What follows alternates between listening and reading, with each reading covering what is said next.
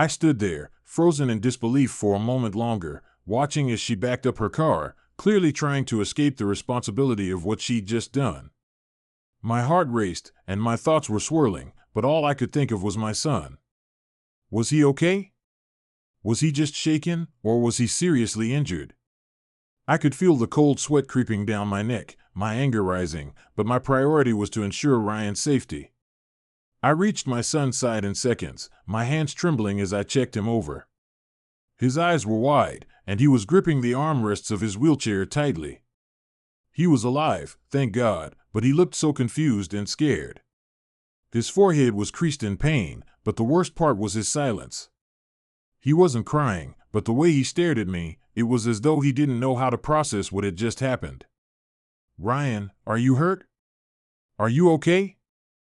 I asked desperately, my voice cracking. He slowly nodded, but his voice trembled as he responded. "I think my legs are okay, but I'm scared, Mom. That car hit me." His words crushed me. The little boy I knew to be brave, resilient, and full of life was now shaken by an event beyond his control. I didn't know whether to comfort him or scream at the injustice of it all. But I couldn't lose focus. We needed help, and we needed it fast. I turned around to see the woman in the car, still backing up. She had stopped her car now, but she wasn't getting out to check on us. Instead, she was sitting there, her eyes narrowed in annoyance, like we were the ones who had caused the problem. I couldn't stand it any longer. This wasn't just an accident, it was a lack of human decency. "Hey!" I shouted as I ran toward her car. "What do you think you're doing? You're not leaving until you take responsibility." Her face turned red with anger. She rolled down the window, glaring at me. Her eyes were cold and filled with irritation. "Look, I said I'm not responsible for this," she snapped, her voice sharp. I wasn't going fast. "It's not my fault your son was in the way." I couldn't believe my ears. My son had just been hit by her car, and this was her reaction? No apology. No concern. Just anger and blame. It was as though she had no empathy for what had just happened. I stood there, fuming, my fists clenched by my sides. "I don't care about your excuses," I retorted, stepping even closer. "You hit my son. You're going to help him, or I'll make sure the police are involved." I watched as her face went from angry to nervous. She was clearly feeling cornered now, her eyes darting to the side as though looking for a way out. She was realizing that she couldn't just drive away from this. I wasn't going to let her. "Don't try to get out of this," I said, my voice firm. "You're not going anywhere until the authorities arrive. You need to face the consequences of your actions." I pulled out my phone and dialed 911. The dispatcher answered quickly, and I explained the situation. A woman had hit my son with her car, and she was trying to flee the scene. The operator assured me that help was on the way, and I stayed on the phone with them while I kept my eyes locked on the woman, ensuring she wouldn't try to escape. "I'm not dealing with this anymore," I heard the woman mutter under her breath. "You're crazy." But it didn't matter what she said. The damage had been done, and no amount of words could take away what had happened. She had just run over a child, and it was time for her to take responsibility. Moments later, a neighbor appeared. It was Janet, a woman I had known for years, who had witnessed the entire thing from her window. Janet had already called the police, and now she was by my side, offering her support. "The cops are on their way," she said. "I saw everything. She's not going anywhere." The woman in the car now looked even more panicked, realizing that her window for escaping was closing fast. She could see the police sirens in the distance. As the officers arrived, I stepped back, giving them space to assess the situation. "Ma'am, you're under arrest," one of the officers said firmly as he approached the woman. "You'll be charged for reckless driving and endangerment." Her face paled as the officer handcuffed her. I could tell she had no idea what was coming.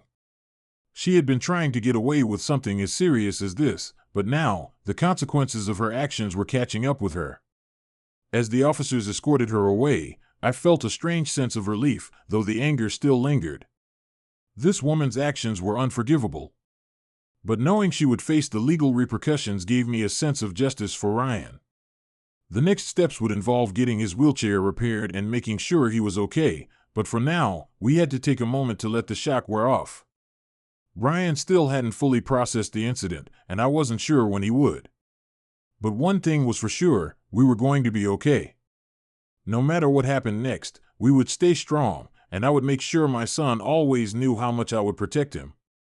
As the sirens grew louder, I found myself holding my breath. The adrenaline pumping through my veins was both terrifying and invigorating at the same time. I glanced at my son, Ryan, still sitting in his wheelchair, his face pale with shock but holding it together with a quiet strength. His pain was evident, but I knew that the emotional toll would be far worse than any physical injury. My heart ached for him.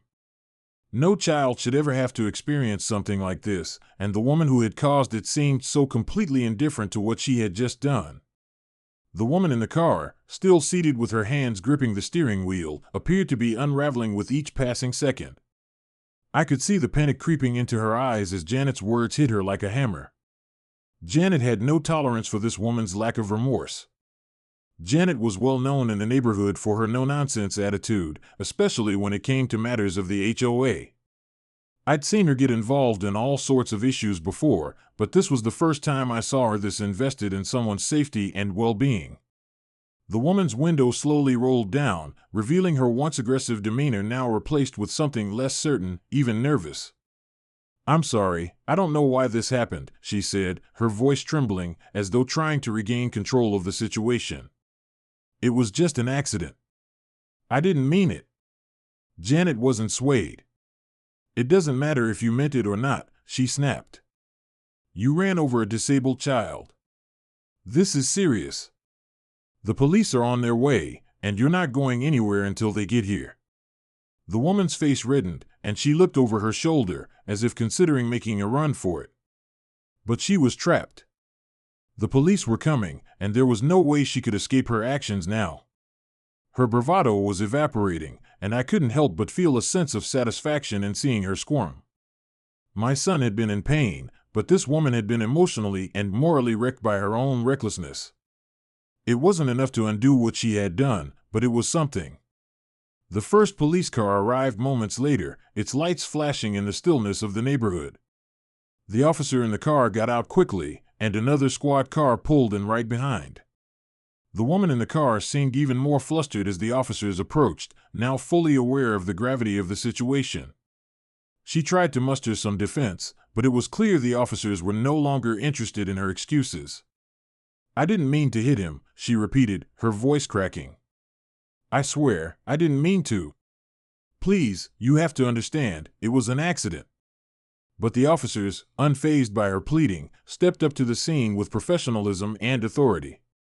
They quickly assessed the situation and began taking statements from all of us. Janet was quick to provide her witness account, having seen everything from her window, which was crucial in confirming the sequence of events. My hands were shaking as I explained everything to the officers, recounting how she had slammed into Ryan's wheelchair without any warning and then attempted to drive away. One officer turned to the woman with a cold, stern expression. "Ma'am, you're being charged with reckless driving and assault. You hit a child and fled the scene. You've caused damage and emotional trauma, and that is not something we take lightly." The woman's face went ashen. She opened her mouth to speak, but no words came out. I could see her trying to suppress the panic, but it was no use. As one of the officers read her rights, the woman's legs gave way, and she crumpled in her seat. The reality of the situation hit her all at once. She had just been arrested, and there was no way to talk her way out of it. I watched as the officer handcuffed her, leading her away from her car. As they walked her to the police car, she looked back at me, her face twisted in a mixture of fear and confusion. I didn't feel an ounce of sympathy for her. She had shown no concern for my son when it mattered most. She had only thought of herself, her anger, her frustration with the inconvenience of a child in her path. I felt no pity for her now. In that moment, I realized that some people's actions don't deserve forgiveness, no matter how many times they say, "I didn't mean it." Her lack of empathy was as unforgivable as the accident itself. As the officers loaded her into the back of the squad car, I turned back to Ryan. He was still visibly shaken but seemed to be absorbing the gravity of the situation. The tension in his face had softened slightly, but I could see he was still processing what had happened. "You're going to be okay, kiddo," I said softly, crouching beside his wheelchair and brushing a lock of hair from his forehead. "We'll get through this." Janet, standing by my side, gave me a reassuring nod. "The HOA board is going to hear about this," she said. "You don't get to treat people this way, not in our neighborhood. She won't get away with this." I didn't have time to respond before the officers finished their paperwork. They told me that she would be taken to the station and booked. They also assured me that Ryan's injuries, though minor, would be documented, and they'd be in touch regarding further legal action. As the police car drove away, the weight of the incident began to sink in. It wasn't just about the physical damage or the emotional strain it had caused. It was about justice, making sure that people who think they can get away with anything would face the consequences of their actions. And for me, it was about ensuring that Ryan knew that no matter what happened, I would always be there to protect him. ChatGPT said, as the woman's arrest marked the end of a chaotic chapter, I couldn't help but feel a complex mix of emotions. There was no satisfaction in seeing someone in handcuffs. After all, I never wished harm on anyone, let alone someone I had just met. However, in this case, seeing her led away by the officers felt like the only just outcome. My heart still ached for my son, and the raw reality of what had happened weighed heavily on me. But as much as I tried to reason through it, there was no denying that this was the right thing. I couldn't stop thinking about the what-ifs. What if Ryan had been thrown from his wheelchair? What if his head had collided with the pavement or he had been crushed beneath the weight of the car? What if he had been severely injured, or worse, if he had been unable to move? The possibilities raced through my mind, each one more horrifying than the last. I thanked every higher power that my son had only sustained minor injuries, but the fear that gripped my chest was still real. It was a stark reminder of how fragile life could be, how quickly things could spiral out of control, and how lucky we were that Ryan had walked away relatively unharmed. After the woman was driven away in the police car, my attention snapped back to Ryan. He was sitting in his wheelchair, pale and shaken, but slowly starting to recover from the shock of it all. I could see the faint traces of fear still etched on his face, but he was strong. I had to remind myself of that. My son was resilient. The police took our statements, confirming that everything had been documented properly, while the insurance company was called to start the process of repairing his wheelchair. The damage wasn't irreparable, but the emotional toll was something that would last far longer than the physical repairs. For the next few weeks, life gradually returned to some semblance of normality. Ryan went back to his routine, the pain and fear slowly subsiding with each passing day. But the memory of that day would always linger.